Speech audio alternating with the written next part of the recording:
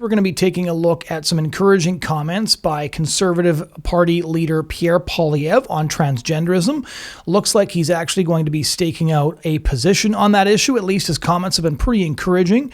And I was encouraged by this story because the Conservative Party of Canada, as I've said before on the show, usually attempts to ingratiate itself to the LGBT movement. And in fact, the Conservative Party in many of its publicly stated positions has been to the left of organizations like the Labour Party in the UK, despite the fact that the Labour Party is a left-wing party. And Canada's Conservatives have tried to sideline social conservatives for a very long time.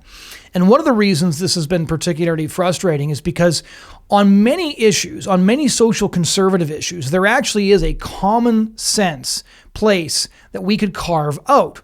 And I've said this for years in writing, that the Conservative Party of Canada often seems to underestimate how much instinctive social conservatism there is in Canada. This is not to say that the majority of Canadians would agree with me, or presumably many of you, on issues like abortion or the LGBT movement. Canada is a very secular country in many ways.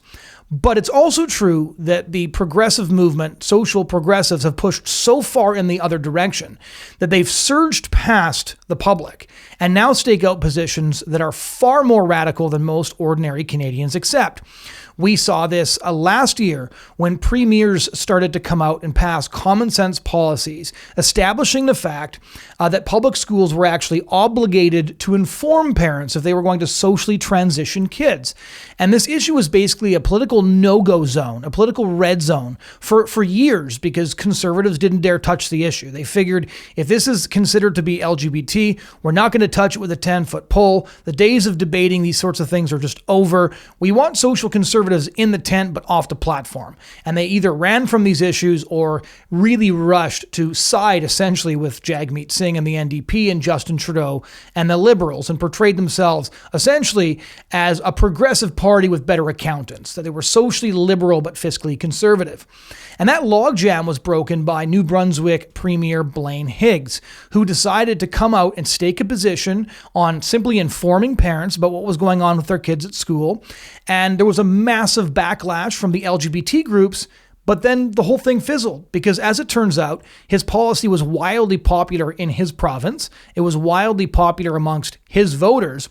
And so a couple of newspapers did some big polls and found out, as we've been saying for years, that most Canadians were deeply disturbed by the idea that one of their kids could be socially transitioned at school without them being involved with their child being referred to as a he or a she, without even telling the parents what was going on at school, and treating parents essentially as if they're a danger to their kids.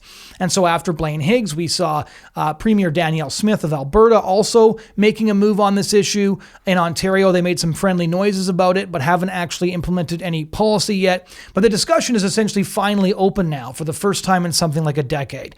Canadian politicians are recognizing that there is a huge middle ground to be staked out on the transgender issue. And this is significant because it's the first time we're seeing the Conservative Party offer any significant pushback to the LGBT agenda, essentially since Stephen Harper in the days of discussing same-sex marriage. And Pierre Poilievre kind of followed the premiers. He didn't make any comments after first Blaine Higgs and then Danielle Smith and some other provincial politicians came out on the issue. And then he clearly realized that he could go on in. The water was just fine, and he could stake out this position. He could make it part of his common sense agenda with not only not taking a hit in the polls, but probably getting a lot of traction. And so this video that I'm about to show you is really encouraging for a couple of reasons. And I think that Pierre Poilievre is really nailing the tone here. I wish he would nail this kind of tone on other social issues as well. But, kudos for a job well done. Take a look at this. What's your response to trans women's fears that they'll be harmed if they're not allowed to use bathrooms appropriate for their gender? My common sense view is that women's spaces should be preserved for women. Thank you. You refer to biological men. Do you believe that trans women are women? I believe that women's spaces should be reserved for women, and that's a common sense approach. For example, we need to have women's sports that are reserved for women because of the biological differences that men and women have. If we didn't have those biological differences, then we wouldn't have separate sporting competitions, we just put everyone together. But because men have certain physical advantages, we have separate leagues, and therefore it's common sense, of course, that you would have women's sports reserved exclusively for women. And that's the approach that I take, and I think it's common sense. So a few things to notice about this clip. First, Pierre has obviously decided to put opposition to certain aspects of gender ideology right into his common sense agenda, which I think is a brilliant thing to do, frankly, common sense thing to do. But he's actually playing this smarter than I thought he would, because obviously a lot of Canadians are very uncomfortable with the idea of males being allowed to participate in female sports just because they identify as female. There's been a bunch of horror stories in Canada, as there has been in the US and the UK and every other Western country that's begun to implement gender ideology on an institutional level, coming out of prisons with, male rapists being locked up in female prisons. In Canada, there's been quite a number of stories actually of sexual assaults taking place at homeless shelters or women's shelters because trans-identifying males are being permitted access to those spaces. But for the longest time, those protesting this sort of thing, which were implemented without any permission from the voters, or in many cases with the public even being aware that they were being implemented, we didn't really have any political representation. It was considered primarily a fringe issue. You had guys like Maxime Bernier of the People's Party of Canada talking about this kind of stuff, but he's not considered a significant political player. But as you saw with that video, Pierre is obviously recognized that this issue can gain real traction. And what I really liked here is he refuses to fall into the trap that the trans activists are playing for him. Now, I don't know exactly when this clip aired. I came across it on X, and the guy who posted it said it came from CTV. I haven't been able to track down the initial clip. But what's significant about the way Pierre responds to the question is you can tell that the journalist, probably from CTV, is trying to play the sort of what is a woman game in reverse. Matt Walsh had what is a woman. He's trying to get Pierre to say transgender women aren't women, because that's what CTV wants the headline to be here. That federal Conservative Party leader Pierre Poilievre says that transgender women aren't women. Or more accurately, the headline at CBC would go something like this: Federal Conservative Party leader Pierre Poilievre denies the existence of transgender women. And then you'd get all these trans activists from astroturfed government-funded groups like Egali and all these other LGBT groups would come out and say Pierre Poilievre is threatening the existence of LGBT people. He's denying the fact that we exist, and by denying this, he's actually putting our lives at risk. This is the kind of rhetoric that we see at play. So instead of actually recognizing that maybe there are multiple kinds of women, like maybe there are women with penises, or maybe there are men who can get pregnant, Pierre just completely ignores the game and uses the common sense terminology that all Canadians use in their daily lives. Let me rephrase that slightly. Not all Canadians, but all non-LGBT activist Canadians. When they're referring to a woman and when they're referring to a man, everybody knows what they're referring to. Nobody thinks they actually mean that dude over there in a dress. Nobody actually thinks they mean, well, maybe this is the kind of woman who has a penis, but still should be allowed into the changing rooms at the YMCA. This sort of thing happened. Feel free to Google that. Instead, he just says, no, I'm not going to play your language game. I'm going to repeat myself. Women should not be allowed in the private spaces of women. Men should not be allowed on women's sports teams. And so you'll notice there that his interlocutor, the journalist who's interviewing him, a journalist is doing a lot of heavy lifting there. The LGBT activist who's interviewing him simply doesn't know what to do when Pierre refuses to fall into her trap. Because Pierre is saying, no, men are men and women are women. And she's like, yeah, but are transgender women women? And he's saying women are women. And when you don't play the game, you don't fall into the trap.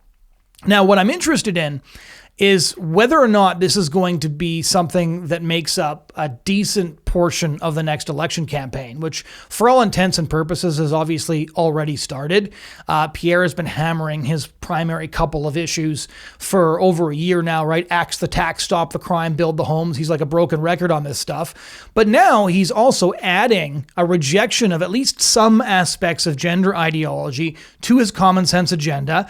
And he's also refusing to use the language that the LGBT activists and indeed our Canadian government insist that we use while discussing this. So what's going to happen if Justin Trudeau decides to campaign on transgender rights?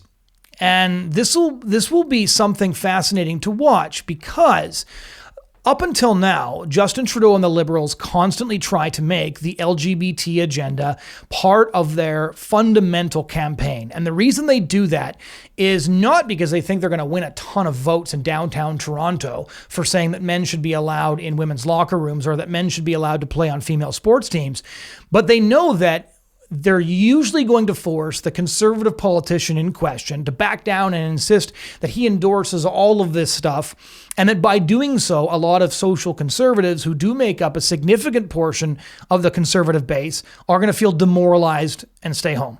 This is what the Liberals do with abortion as well. The Liberals campaign on abortion, not because they think they need pro-choice voters to come out to the polls for them. They already have those voters. They bring up abortion because they want to demoralize pro-life conservative voters and get them to stay at home. And every time they get Pierre Poilievre saying, I support Canada's abortion regime, they know that a couple of people, in rural Alberta or rural Ontario or rural BC are going to say, well, what's the point of voting for this guy then anyways? He's no different than Justin Trudeau on these issues. And so the fact that Pierre has staked this issue out is not only positive because it looks like he's finally catching on to the fact that the common sense agenda he's talking about actually should include a ton of common ground that a lot of Canadians have on a lot of social issues. And I really think that he should consider expanding that common ground to recognize that the majority of Canadians reject our abortion radicalism as well. But he's now actually set the stage to have a debate with Justin Trudeau in which they talk past each other. Because one can easily see a scenario in which Justin Trudeau attacks him for attacking trans kids or some garbage, and Pierre Poilievre just repeating, men shouldn't be allowed in women's rape crisis centers or in women's homeless shelters or shouldn't be permitted on women's sports teams. And what's Trudeau supposed to say? Trans women are women. Trans women are women. He can do that until he's blue in the face. But the reality is the majority of Canadians watching it are going to side with the common sense position of Pierre Poilievre, especially if he doesn't actually corner himself into having an argument about what is gender. Most Canadians instinctively understand what sex and gender are, which is to say they're the same thing, that there's males and there's females, that there isn't 72 genders. I'll bet you could not find off of a Canadian university campus. Walk into a construction site, for example.